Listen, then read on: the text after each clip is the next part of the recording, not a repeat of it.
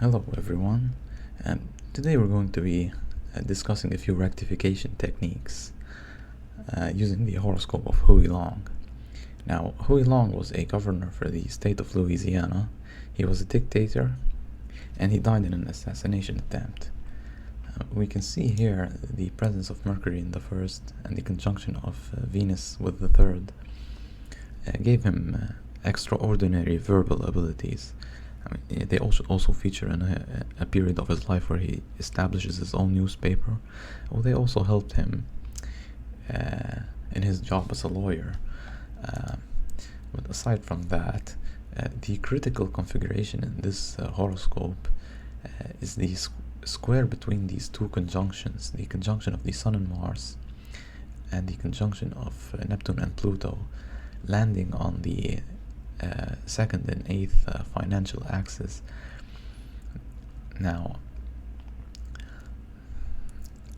the Sun is also the ruler of the ascendant. This configuration by itself is a very violent configuration, and it tended to his early death. Uranus is also in conjunction with the fourth house, which can be related to a sudden or unexpected end. One more thing about this, the opposition of Mars to the 8th and the opposition of Neptune and Pluto to the 5th. These feature in an episode in his life where he invests in a well that strikes oil, but Standard Oil, they deny the presence of oil in the pipelines, and he ends up losing his investment. So we can see also that this horoscope is not very favorable for investing. Of course, with the square of Neptune and Pluto to the 8th, which is the income derived from an investment, they are also in opposition to the fifth house of business initiatives, and they're also in square to Mars. Well, Mars is also opposing the 8th. Okay, so if we look at the transits for the day he dies,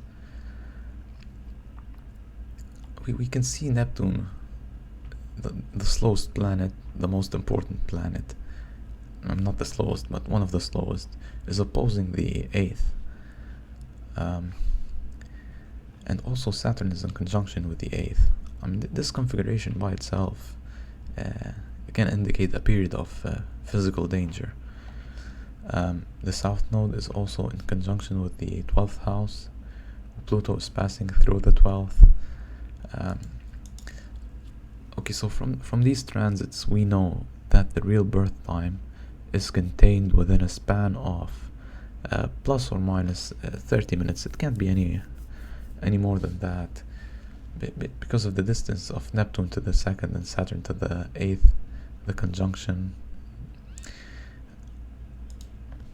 If we look also here at solar return aspects, which are aspects from the solar return imposed onto the radix, in the converse tropical solar return, we see Neptune within 3 orbs of a conjunction with the 8th house. Now these aspects, they have an orb of 1 degree. If we move this cusp to a conjunction with Neptune, we would decrease 3 degrees. If we find several overlapping aspects of such sort, we can be sure that the birth time is within plus minus 5 minutes. The exact birth time.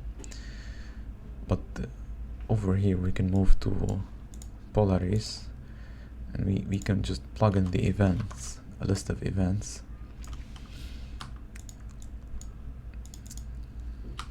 His real birth time is 10 in the morning and 15 minutes. Like we said, a span of plus minus 30 minutes. So that would be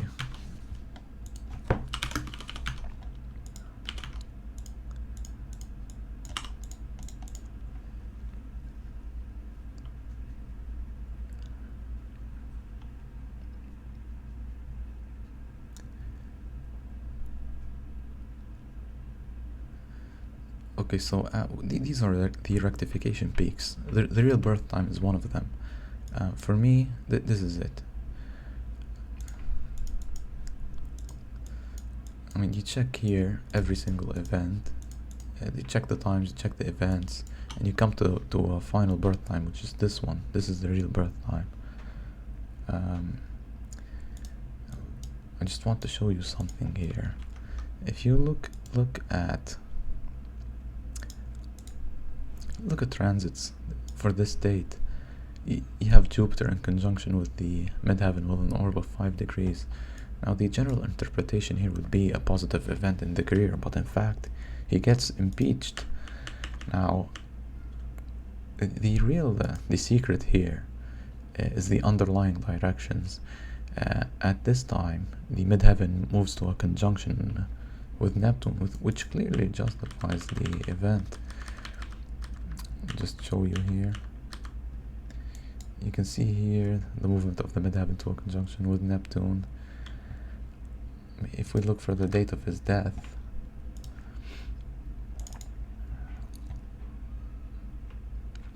you can see that the south node moves to an opposition with the 8th and is also in a conjunction with Mars. Mars is actually in an exact conjunction with the 2nd house, about 5 minutes of arc.